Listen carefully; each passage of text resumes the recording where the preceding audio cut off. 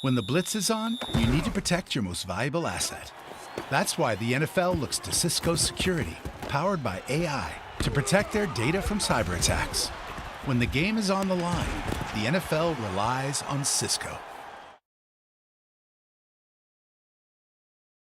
Work to do. We're moving on. And Mike's in the car. Love this virtual stuff. Love it. Love it. All right, nice wooden doors, Dakota. All right. Hang on, guys. I still need to lock this in.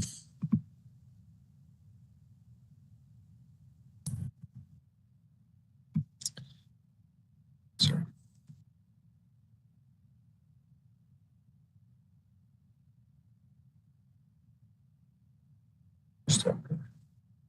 Come on, Stacy. It's Monday. Yeah. No pressure on Stacy. I recorded already. All right. Sorry about that, guys. Little technical change-ups here. We're going to start with Phil Perry, followed by Chris Ryan.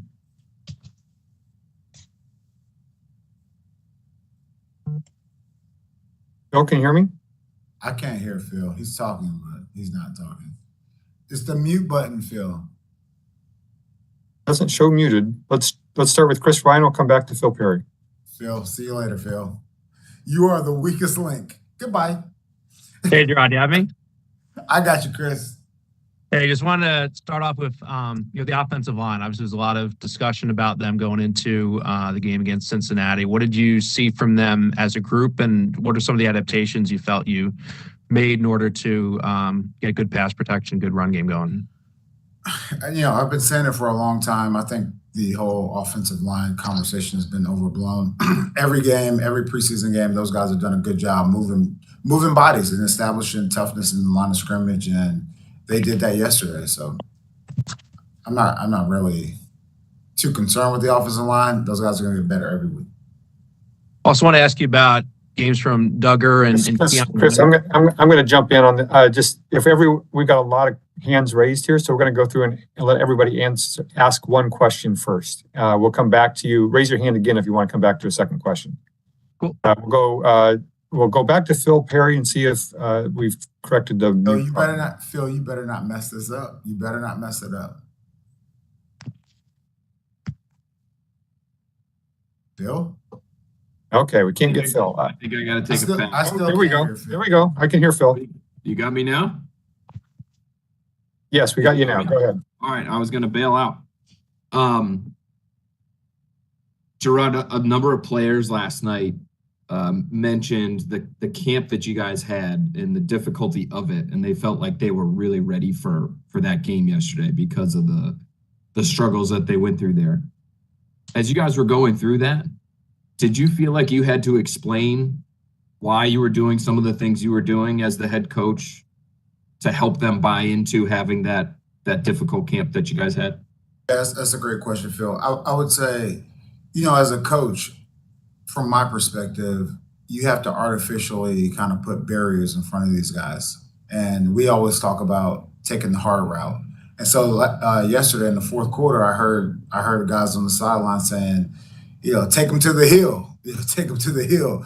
Because at the end of the training camp, we would go over to the hill and those guys would run. And I mean, that's what you have to do. And I was so excited, just hearing that from the players, take them to the hill. It meant a lot. And that just means taking them into the deep water and all the extra things that we do. It pays off. It pays off in the long term. And it's hard for sometimes people to see in the short term how that stuff really affects the outcome of games. Thank you. Thank you for your patience, everyone. Thank you. You got a new microphone. That's nice. Next question, Sophie Weller, followed by Andrew Callahan. Hi, Jerod. I just want to first off say congratulations on the win. First game as head coach. Congrats. Thanks, Sophie. I wanted to ask about that Ramondre Stevenson touchdown, specifically Laden Robinson. He had that block to kind of get Stevenson in. I was just curious what you saw from him specifically on that play, but also just in his first regular season game. Yeah, there was a point in time during training camp where not only myself, but I think the other coaches saw it, that we said, you know what? Laden Robinson has an opportunity to be a special player in this league. He's tough. He'll move guys off the line of scrimmage. He could do it all, and just his overall effort and mentality is something that when you think about changing the culture, he's definitely one of those guys that fits into that box, and he did a great job. Now, in saying that it's only one game, we'll see how that continues to progress going forward. Thank you so much. Thanks, so. Next question, Andrew Callahan, followed by Doug Kite.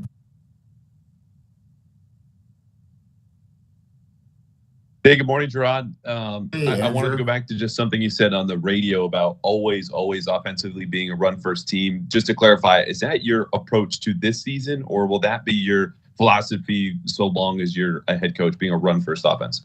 Yeah, one thing I would say is we're a game plan team overall, and one thing Elliot and I agreed on is that Ramondre is a very special back. He may not get all the the publicity and things like that, but this is a guy that can run the ball, fall forward for 4 yards every single play, catch the ball at the backfield.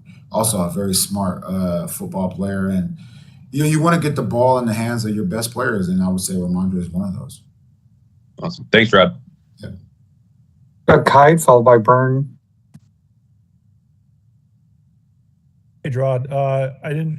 I saw obviously that Vidarian Lowe came in for Chooks mid-series on the second series. I don't want to make any assumptions about what happened there. Was that a benching situation for Chooks, or why was that change made?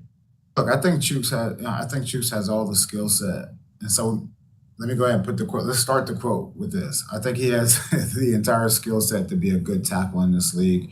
I would say, during the game, there were some challenges. He had some challenges and some struggles over there, and Lowe came in and did a great job for us. But once again, it's about competing each and every week, and we'll see how this week of preparation goes. And he may be in there. I'm not sure. We'll just have to see how the week goes. Thanks, and congrats on the win. Thanks, Doug. And Byrne, sorry, I'm not familiar with you. You want to introduce yourself? I'm Bob Buckminster. I'm covering the Patriots for SB Nation. I've been mostly anonymous on those calls, but now that the first regular season game is out of the way, I thought I'd jump in. First off, congratulations, Jerod, on the win. Thank you, Burned. Am I saying that right? Burned? I hear a little feedback, but I do too. I'm just doing this one way. So I wanted to ask you about Joe Cardona. I know you mentioned him briefly on the radio this morning. He came in when you were still playing, and over those last 10 years, I was wondering just how did you see his development at not a particularly prominent position, one has to say, both in terms of his performance on the field, but also what he offers off the field as a first-time captain, as somebody who made a big play yesterday against the Bengals. Yeah, he's done a great job. I appreciate the question. He's done a great job for us all year. And I would say we always knew he could snap, even when I was here. We knew he could snap the ball. But I would say over the years, you've seen him grow as a leader. And this year, obviously being voted on by his peers to be a captain of the team and to go out there and make a big play. I mean, it just kind of all falls into place. And you guys know, this guy has another job as well. So I always I have nothing but the most respect for a guy like Joe Cardona, who's in the military and also a good football player. But to answer your question, Byrne, I would say just his leadership over the years, and that's learning from guys like Matt Slater and guys like his coach, the coaches and things like that. He's definitely taken a step forward. Thank you. Matt Della, followed by Karen Gurigian. Morning, Jerod. Congrats on the win. Thanks, Matt. So after the game, you said that you talk about empowering the players to go out there and play. Just speaking to the defense specifically, do you think that allows them to sort of play fast out there, maybe play with, I don't know what the correct term, but maybe play with a sense of freedom or, just a sense of confidence out there while playing at top speed? And is that the goal with that sort of approach of empowering the players? That. What I would say is it allows the guys to go out there and really take ownership of their role. And I always talk about roles. And for me, it's about excelling in your role. And so whether that's 50, 60, 70 snaps or 5 snaps, Like that's your role. So excel in that role, and as you continue to progress, you'll get more opportunities to go out there and perform. One thing I do believe in is, I know everyone likes to say, all these geniuses, X's and O's and all that stuff. Football has not.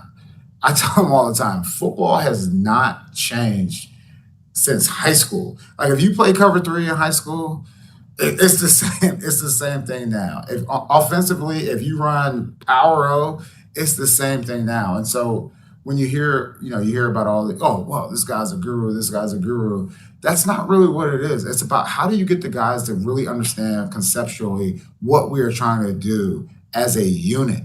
And so many times, like there have been good players that they only know their spot. They only know what they have to do. But give me that average to above average player that is a conceptual learner, and we can do something special with them. And that's how I kind of see the game, no matter what the position is.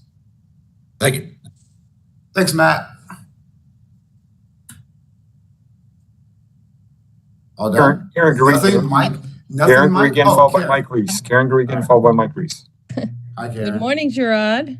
Good morning. How are you? I'm good. You seem to be in a good mood. I wonder why. It's always good to get a win. It's hard to win games in this league, and I thought the guys went out there and got it done. I know the mantra is to ignore the noise, but it seems like some of your players might have been fueled by the noise. Any chance that you played up the noise to them? No, they don't need me to play up the noise, Karen. I mean, it's everywhere, and I do agree. I do agree with you. After hearing Bentley address the team before we walked out, so I addressed the team, and then Bentley, Bentley went first, and then I went. I know they hear it, and I mean, it can be good or bad depending on the individual, but at the same time, it does. I keep telling these guys, it doesn't matter. As soon as you cross the white lines, all the noise and all that stuff has to like disappear. And I thought those guys did a good job going out there, playing physical. And once again, I would say some of the things that they hear is just simply not true. It's not true. And I try to remind them, like whether you guys say, the offensive line can't move body, like whatever it is, it's on film. And I try to show them those things. Like we are tough. We are a tough team. And people, look, that's your job. I worked in the media too, Karen. You remember I worked in the media too. Your job as a media member is to put stories out there. And, some people, would be a contrarian or whatever. Like that's your job. And I tell those guys, like that's their job to write those articles. So that's their job to put that noise out there. Our job is to go out here and win football games. Our job is to go out here and play for one another. Our job is to go out here and play at a high level each and every week. And once again, I don't even want to get this win overblown. It's one game. It's one game. And so now, from a coaching perspective, our job is to teach these guys how to win. And when you won a lot, just having that sense of urgency to not like fall into, being comfortable and things like that. We won one game. Like we could easily be here next week if we don't prepare right, if we don't go out there and execute and play right. We could be sitting right here, and then Karen, you know what? You're gonna say, Jerod, you seem like you're in a down mood. Yeah, no crap. And so like that's my job as the head coach of the team, and to make sure that these guys are ready to change the page. So we'll wrap up today on the Cincy game, and we'll move forward to the next game. Win, lose, or draw. Karen, win, lose, or draw, that's my mentality. We'll wrap the game up the day after, win, lose, or draw, and then we'll move forward. That's how I think about it. Thank you, Jerod. Thanks, Karen. We still have four more to get to, just to get everybody to give one question here. So we're going to go Mike Reese and Dakota Randall. Our first-time caller, long-time listener. I'm enjoying the show. The Burrow play where Bentley popped it out. What explanation did you get from the official on review or rules-wise? Was he touchdown? Was he giving himself up? I was curious just to tidy myself up on understanding the rules. I really don't understand that, Mike. I'm looking for clarification too. I'm looking for clarification on that one. As soon as I get clarification, I'll let you know. Dakota Randall, followed by Mike Giardi. Morning, Jerod. Can you talk, Hey, Dakota. can you talk about the job that Jeremy Springer has done? Because obviously that was a good start for special teams, which has struggled the last couple of years. Yeah, it was a great start, and as we put this coaching staff together, one thing that was on my list as far as hiring was just to have energy and passion for developing people, and I would say that is Springer. He's very selfless. He's egoless, and I think that's important when you're in a leadership role. And just to see the guys go out there and playing hard and running down there trying to make plays, I thought it was great. And once again, I would say, look, it's one game.